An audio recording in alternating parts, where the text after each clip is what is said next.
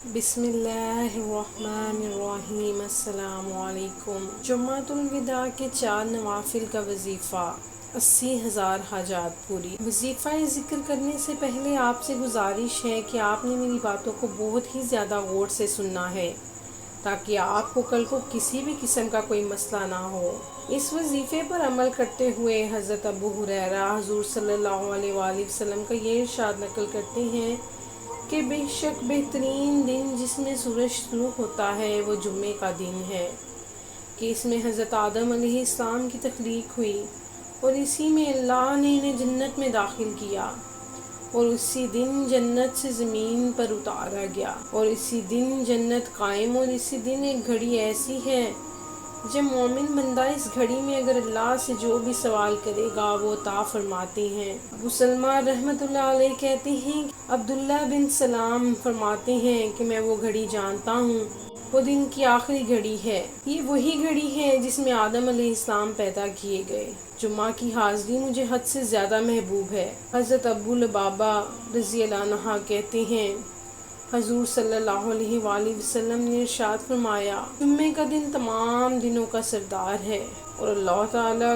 کے ہاں ان سب دنوں سے بڑھ کر ہے، اور اللہ کے نزدیک عید الاضحیٰ سے بھی بڑا ہوا۔ اس کی 5 خاصیتیں ہیں۔ حضرت آدم کی پیدائش اس میں ہوئی اور اسی میں انہیں زمین پر اتارا گیا۔ نمبر 3، اور اسی دن ان کا وصال ہوا، اور اس میں ایک گھڑی ایسی بھی آتی ہے کہ اس میں اللہ سے بھی سوال کیا جائے، جو بھی عطا کا، بشرطے کہ سوال حرام کام نہ ہو، تو اس دن قیامت قائم ہوگی اور ہر مقرر فرشتہ اپنے رب کے پاس، زمین و آسمان کہیں بھی ہو، وہ جمعہ کے دن سے ڈر محسوس کرتا ہے کہ کہیں یہ قیامت کا دن نہ ہو۔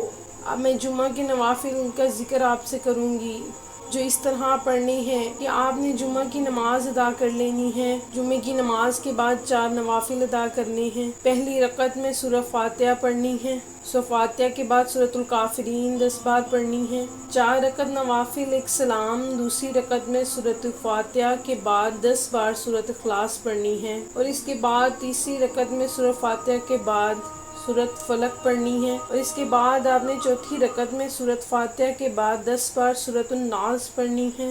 اول و آخر 11 بار درود شریف، درود ابراہیمی پڑھنا ہے۔ پھر سجدے میں جا کر رو رو کر اللہ سے دعائیں مانگنی ہیں اور اللہ سے بخشش کی دعا کرنی ہے۔ اللہ پاک بہت ہی زیادہ رحیم و کریم ہے، معاف کرنے والا ہے، انشاءاللہ معاف فرما دے گا۔